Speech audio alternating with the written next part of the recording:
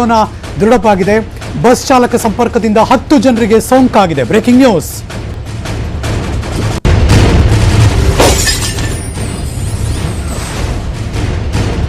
ಓರ್ವ ಗರ್ಭಿಣಿಯಿಂದ ಇಬ್ಬರಿಗೆ ಕೊರೋನಾ. 1000 ಜನರ ಗ್ರಾಮದಲ್ಲಿ 13 ಜನರಿಗೆ ಸೋಂಕು ಬಂತು. ಕೊರೋನಾಗೆ ಬೆಚ್ಚಿ ಬಿತ್ತು ಇಡೀ ಊರು. 40 ಕುಟುಂಬಗಳು ಊರನ್ನೇ ಬಿಟ್ಟು ಆಚೆ ಹೊರಟೋಗ್ಬಿಟ್ಟಿದ್ದಾರೆ. ಜೀವ ಉಳಿಸ್ಕೊಳ್ಳೋದಕ್ಕೆ ಜಮೀನಲ್ಲಿ ತಾತ್ಕಾಲಿಕವಾಗಿ ಶೆಡ್ ಹಾಕೊಂಡೆಲ್ಲ ವಾಸ್ತವ್ಯ ಹೂಡ್ತಿದ್ದಾರೆ. ಗ್ರಾಮದ ಹೊರವಲಯದ ಗುಡಿಸಲ್ಲಿ ವಾಸ ಮಾಡ್ತಿದ್ದಾರೆ. ಓಮ್ನಿ, ಟ್ರ್ಯಾಕ್ಟರ್, ಟ್ರೈಲರ್ಗಳೇನಿದೆ ಅಲ್ಲೆಲ್ಲ ಟಾರ್ಪಲ್ ಹಾಕೊಂಡು ವಾಸ ಮಾಡುವಂಥ ಸ್ಥಿತಿ ಇಡೀ ಊರಿನ ಗ್ರಾಮದ ಜನರಿಗೆ.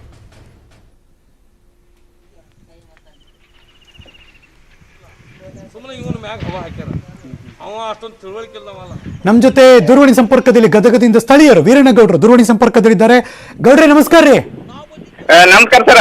ಏನಾತ್ರಿ ಸರ್? 7ನೇ ತಾರೀಕು ನಮ್ಮ ಗ್ರಾಮದಿಂದ ಅವರು ಬಸ್ ಕಂಡಕ್ಟರ್ ತೋರ್ಸಣಕ್ ಸ್ವತಃ ಹೋದ್ರು.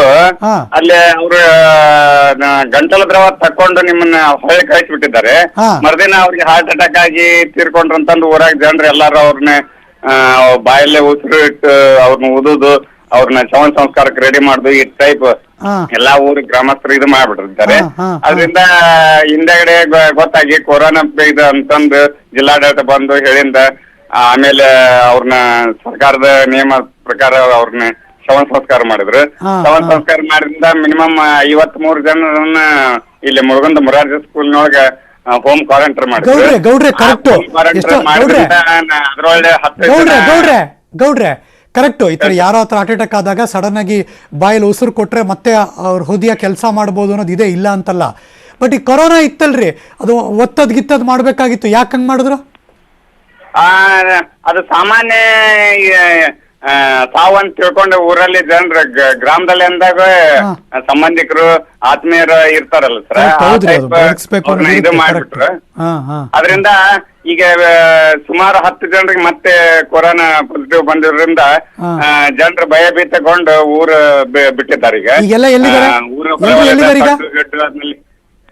ಎಲ್ಲಿದ್ದಾರೆ ಎಲ್ರು? ಈಗ ಊರಿನ ಹೊರವಲಯದ ಕೃಷಿಯರ ಸುತ್ತಾರ್ಲಿ ಇದ್ದಾವೆ. ಅದ್ರೊಳಗೆ ಜನರು ವಾಸವಾಗಿದ್ದಾರೆ.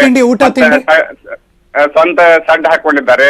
ಟ್ರ್ಯಾಕ್ಟರ್, ಟಿಪ್ಪರ್ ತಮ್ಮ ವಾಹನಗಳಲ್ಲಿ ತರ್ಪಲ್ ಕಟ್ಕೊಂಡು ವಾಸವಾಗಿದ್ದಾರೆ ಸರ್. ಓಕೆ, ಥ್ಯಾಂಕ್ ಯು ಗೌಡ್ರೆ ಮಾತಾಡಿದ್ದಕ್ಕೆ. ಇದು ಗದಗದ ಆ ಹಳ್ಳಿಯ ಪರಿಸ್ಥಿತಿ. ಇಲ್ಲಿಗೆ ನ್ಯೂಸ್ ಮುಗಿಸಿ ನಾನು ಹೋಗಿ ಬರ್ತೀನಿ, ಮತ್ತೆ ಸಿಗ್ತೀನಿ ಮುಂದಿನ ಸುದ್ದಿಗಳಲ್ಲಿ. ಅದರ ಪಕ್ಕಾ ನ್ಯೂಸ್ಗೆ ನೋಡ್ತಾ ಇರಿ ನ್ಯೂಸ್ 18 ಕನ್ನಡ. ಜಾಲ ನಮ್ಮದು, ಬಲ ನಿಮ್ಮದು.